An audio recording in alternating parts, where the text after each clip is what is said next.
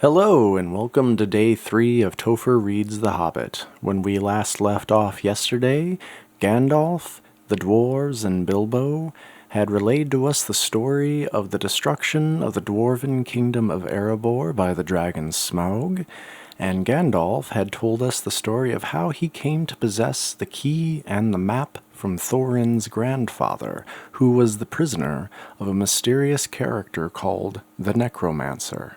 So let's start up again for Day 3 of The Hobbit. The dragon and the mountain are more than enough tasks for you, Thorin Oakenshield. Hear, hear, said Bilbo, and he accidentally said it aloud. Hear what? Said the dwarves, turning suddenly towards him, and he was so flustered that he answered, Hear what I've got to say. And what's that? They asked. Well, I should say that you ought to go east and have a look around. After all, there is this side door, and dragons must sleep sometimes, I suppose. Now, if you sit on the doorstep long enough, I dare say you will think of something. And, well, don't you know, I think we have talked long enough for one night, if you see what I mean.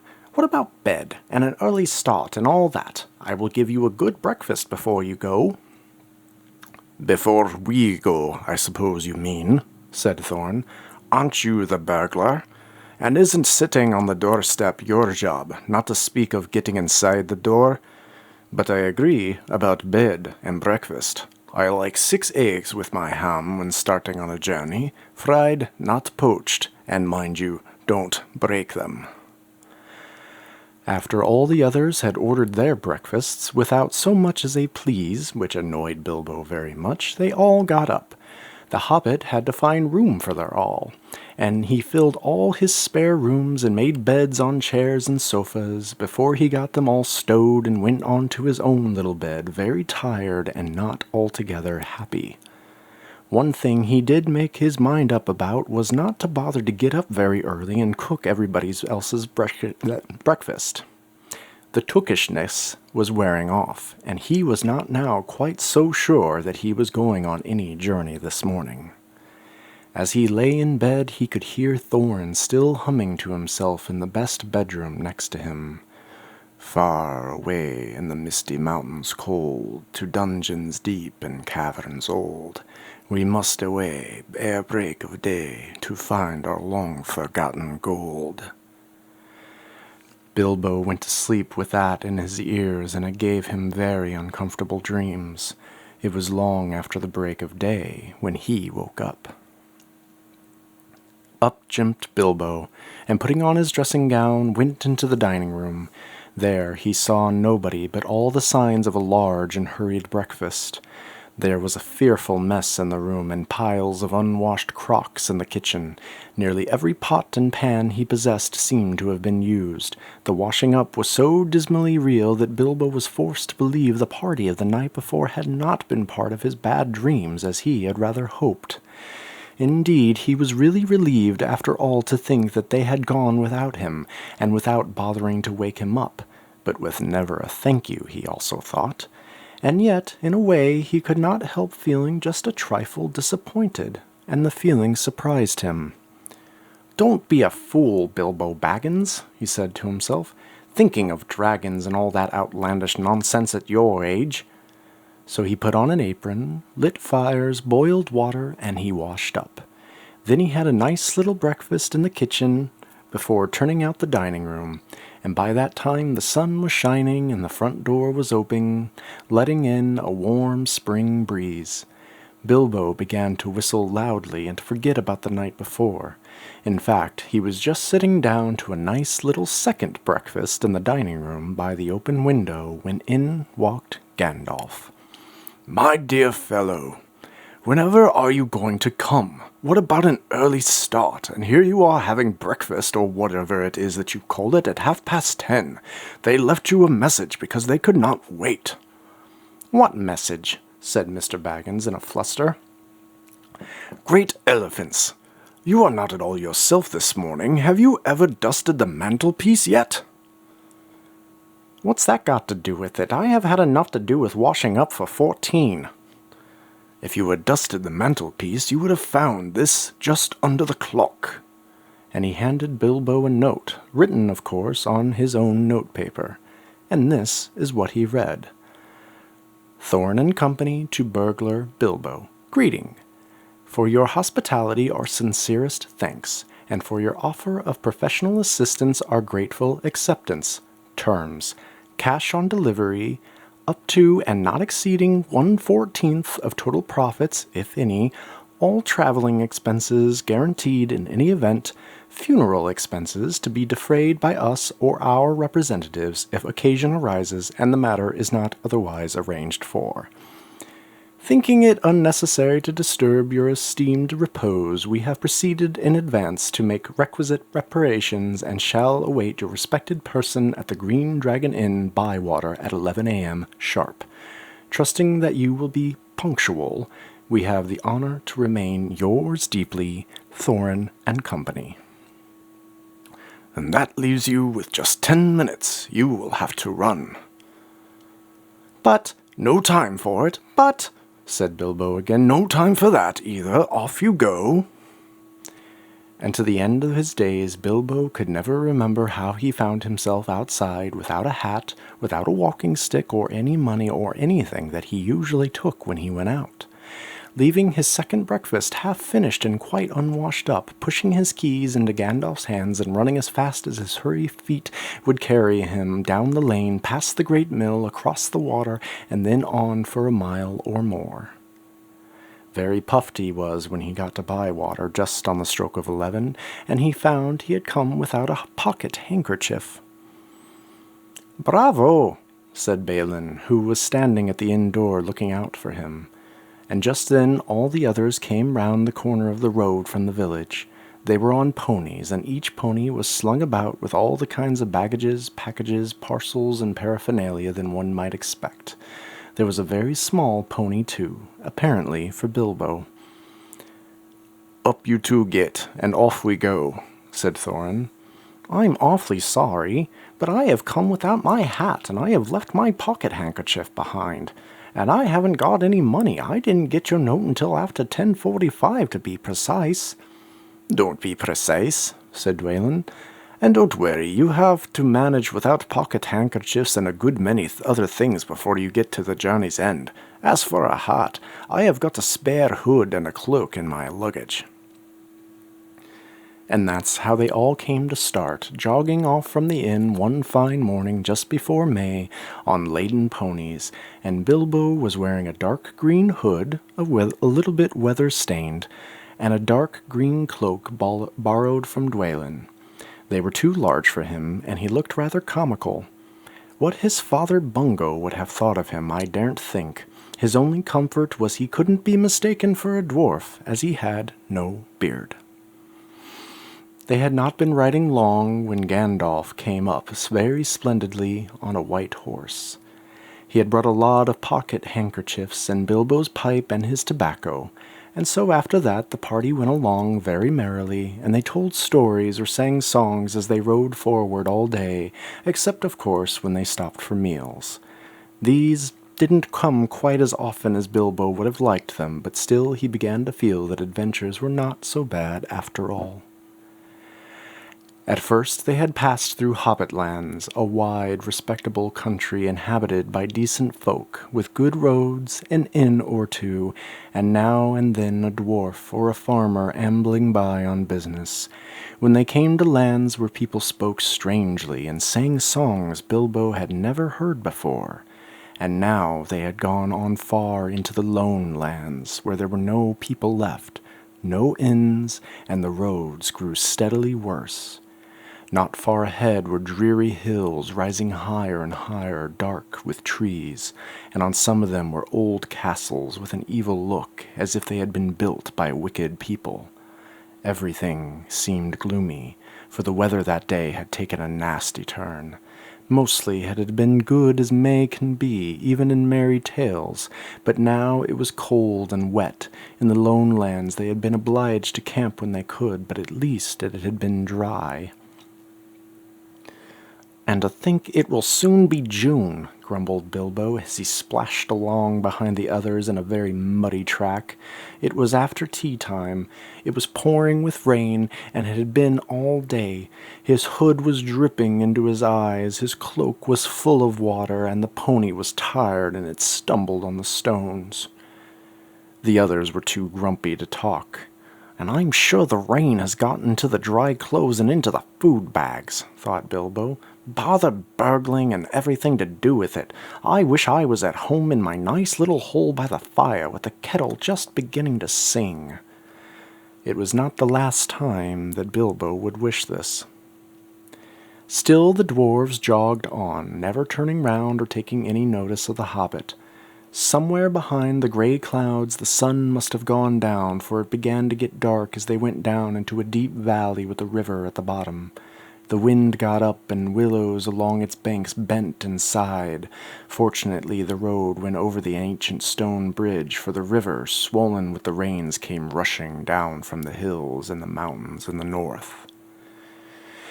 It was nearly night when they had crossed over this bridge. The wind broke up the gray clouds, and a wandering moon appeared above the hills between the flying rags. Then they stopped, and Thorin muttered something about supper and "where shall we get a dry patch to sleep on?" Not until then did they notice that Gandalf was missing. So far he had come all the way with them, never saying if he was in the adventure or merely keeping them company for a time. He had eaten the most, talked the most, and laughed the most, but now he was simply not there at all. "Just when a wizard would have been most useful, too," groaned Dori and Nori, who shared the hobbits' views about regular meals, that they should be plenty and often. They decided in the end that they would have to camp where they were. They moved to a clump of trees, and though it was drier under them, the wind shook the rain off the leaves, and the drip was most annoying. Also, the mischief seemed to have got into the fire. Dwarves can make a fire almost anywhere, out of almost anything, wind or no wind, but they could not do it that night, not even Oin and Gloin, who were specially good at kindling. Then one of the ponies took fright at nothing, and he bolted. He got into the river before they could catch him, and before they could get him out of the river, Fili and Kili were nearly drowned, and all the baggage that he carried was washed away off.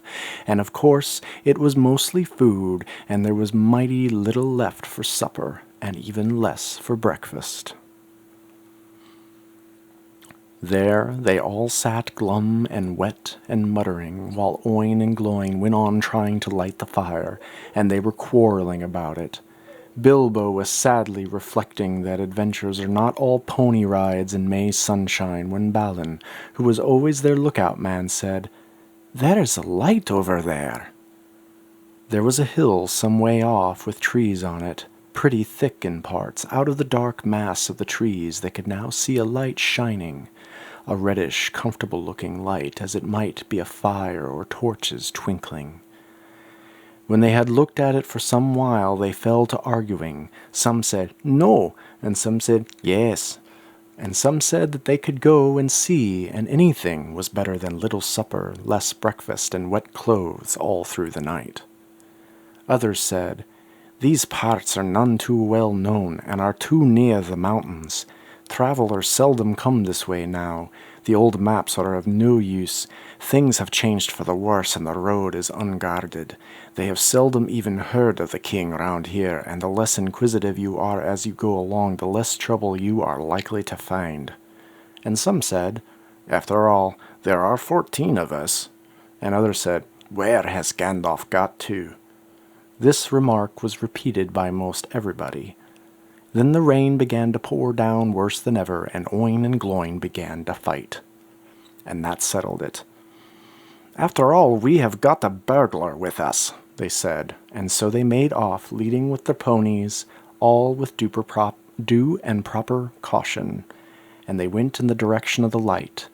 They came to the hill and were soon in the woods. Up the hill they went, but there was no proper path to be seen, so such as might lead to a house or a farm, and do what they could, they did make a deal of rustling and crackling and creaking, and a good deal of grumbling and dratting. As they went through the trees in the pitch dark, suddenly the red light shone out very bright through the tree trunks not far ahead. "Now is the burglar's turn," they said, meaning Bilbo. "You must go and find out all about that light, and what it is for, and if all is perfectly safe and canny," said Thorin to the hobbit. "Now scuttle off and come back quick if all is well. If not, come back if you can. If you can't, hoot twice like a barn owl and then once like a screech owl, and we will do what we can." Off Bilbo had to go before he could even explain that he could not even hoot once like any kind of an owl any more than fly like a bat. But at any rate, hobbits can move quietly through the woods, absolutely quietly. They take pride in it, and Bilbo had sniffed more than once at what he called all this dwarvish racket as they had gone along. Though I don't suppose you or I would have noticed anything at all on any windy night, not if the whole cavalcade had passed 2 feet off from us. As for Bilbo walking primely towards the red light, I don't suppose even a weasel would have stirred a whisker at it. So, naturally, he got right up to the fire, for fire it was, without disturbing anyone, and this is what he saw. 3 very large persons sitting round a very large fire of beech logs. They were toasting mutton on long spits of wood and licking the gravy off their fingers. There was a fine, toothsome smell. Also, there was a barrel of good drink at hand, and they were drinking out of jugs, but they were trolls. Obviously trolls. Even Bilbo, in spite of his sheltered life, could see that, from the great heavy faces of them, and their size and the shape of their legs, not to mention their language, which was not drawing-room fashion at all. Not at all. "Mutton yesterday, mutton today, and blimey if it don't look like mutton again tomorrow," said one of the trolls. "Never a blinking bit of man-flesh have we had for long enough," said a second. "What the hell William was a-thinking of to bring us to these parts it all beats me, and the drink running short what's more," he said, jogging the elbow of William, who was taking a pull at his jug. William choked. "Shut your mouth," he said as soon as he could. "You can't expect folk to stop here forever just to be it by you and Bert. You've had a village and a half between you since we come down from the mountains. How much more do you want? And time's been up on our way when you'd have to said, 'Thank you, Bill, for a nice bit of fat valley mutton like what this is.'" He took a big bite off of a sheep's leg he was roasting and wiped his lips on his sleeve. Yes, I am afraid trolls do behave like that, even those with only 1 head each.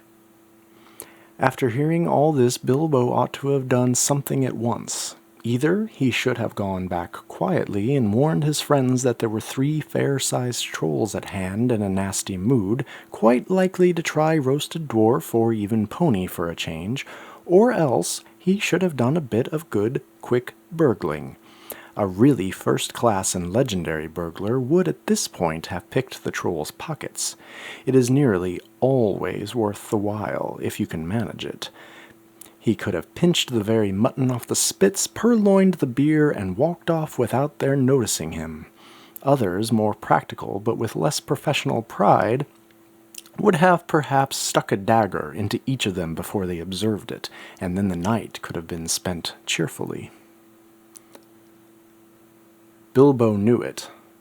He had read of a good many things he had never seen or done. He was very much alarmed as well as disgusted, and he wished himself 100 miles away, and yet, somehow he could not go straight back to Thorin and Company empty-handed. So he stood and hesitated in the shadows. Of the various burglarious proceedings he had heard of picking the troll's pockets seemed the least difficult, so at last he crept behind a tree just behind William. Bert and Tom went off to the barrel. William was having another drink. Then Bilbo plucked up courage and put his little hand in William's enormous pocket. There was a purse in it, as big as a bag to Bilbo. Ha! thought he, warming to his new work as he lifted it carefully out. Well, this is a beginning. And it was. Trolls' purses are the mischief, and this was no exception. Yeah, who are you? Squeaked the troll as it left the pocket, and William turned round at once and grabbed Bilbo by the neck before he could duck behind the tree. Blimey, Bert, look what I've copped, said William. What is it? Said the others coming up. Lummy if I knows, what are ye? Bilbo Baggins, a hobbit, said poor Bilbo, shaking all over, and wondering how to make owl noises before they throttled him. A hobbit, said they in a bit startled voice. Trolls are slow in the uptake and mighty suspicious about anything that's new to them. What's a hobbit got to do with my pocket anyways? And can you cook 'em? Said Tom. You can try, said Bert, picking up a skewer. He wouldn't make above a mouthful, said William, who had already had a fine supper. Not when he was skinned and boned, anyways. Perhaps there are more like him around about, and we might make a pie, said Bert. Here you, are there any more of your snort a-sneaking in these here woods, you nasty little rabbit? He was looking at the hobbit's furry feet, and he picked him up by the toes and shook him. Yes, lots. Before he remembered not to give his friends away. No, none at all. Not one, he said immediately afterwards. What do you mean? Said Bert, holding him right away up by the hair this time. What I say, and please don't cook me, kind sirs. I am good cook myself, and cook better than I cook, if you know what I mean. I'll cook beautifully for you, a perfectly beautiful breakfast, if only you won't have me for supper. Poor little blighter, said William. He had already had as much supper as he could hold, also he had lots of beer. Poor little blighter, just let him go. Not till he says what he means by lots and not at all. I don't want to have me throat cut in me sleep, hold his toes in the fire till he talks. I won't have it. I caught him anyway. You're a fat fool, William, as I've said afore this evening. And you're a lout. And I won't take that from you, Bill Huggins. And he put his fist in William's eye. Then there was a gorgeous row. Bilbo had just enough wits left when Bert dropped him on the ground to scramble out of the way of their feet before they were fighting like dogs and calling one another all sorts of perfectly true and applicable names in very loud voices. Soon they were locked in one another's arms and rolling nearly into the fire, kicking and thumping, while Tom whacked at them both with a branch to bring them to their senses, and that, of course, only made them madder than ever. That would have been the time for Bilbo to have left, but his poor little feet had been squashed in Bert's big paw, and he had no breath in his body, and his head was going round, so there he lay for a while panting just outside the circle of the light. Right in the middle of the fight up came Balin. The dwarves had heard noises from a distance, and after waiting for some time for Bilbo to come back or to hoot like an owl, they started off one by one to creep towards the light as quietly as they could. No sooner did Tom see Balin come into the light than he gave an awful howl. Trolls simply detest the very sight of dwarves uncooked. Bert and Bill stopped fighting immediately, and, "A sack, Tom, quick!" Before Balin, who was wondering where in all this commotion Bilbo was, knew what was happening, a sack was over his head, and he was down. "There's more to come yet," said Tom, "or I'm mighty mistook. Lots and none at all it is. No burra hobbits, but lots of these here dwarves. That's about the shape of it." "I reckon you're right," said Bert. "And we'd get best out of the light." And so they did. With sacks in their hands that they used for carrying off mutton and other plunder, they waited in the shadows.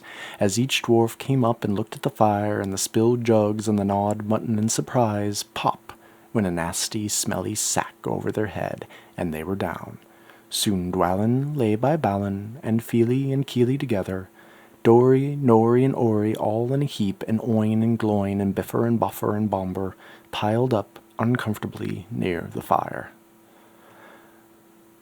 "That'll teach 'em," said Tom, for Biffer and Bomber had each given a lot of trouble and fought like mad, as dwarves will when they are cornered. Thorin came last, and he was not caught unaware. He came expecting mischief, and didn't need to see his friend's legs sticking out of sacks to tell him that things were not well. He stood outside of the shadows and some way off and said, "What's all of this trouble? Who's been knocking my people about?" "It's trolls," said Bilbo from behind a tree. They had forgotten all about Bilbo. "They're hiding in the bushes with sacks." "Oh, are they?" said Thorin, and he jumped forward to the fire before they could leap on him, and he caught up a big branch all on fire at one end, and Bert got that end in his eye before he could step aside, and that put him out of the battle for a bit. Bilbo did his best. He caught hold of Tom's leg as well as he could, but it was as thick as a tree trunk. But he was sent spinning up into the top of some bushes when Tom kicked the sparks up into Thorin's face. Tom got the branch in his teeth for that, and he lost one of them from the front. It made him howl, I can tell you, but just at that moment William came up behind and popped a sack right over Thorin's head and down to his toes, and so the fight was ended. A nice pickle they were all in now, all neatly tied up in sacks, with 3 angry trolls, and 2 with burns and bashes to remember, sitting by them arguing whether they should roast them slowly, or mince them fine and boil them, or just sit on them one by one and squash them into jelly. And Bilbo, up in a bush, with his clothes and his skin torn, not daring to move for fear that they should hear him. And that's where we'll leave it for today. I guess we'll find out what happens with the trolls and the dwarves tomorrow. Thanks for stopping by.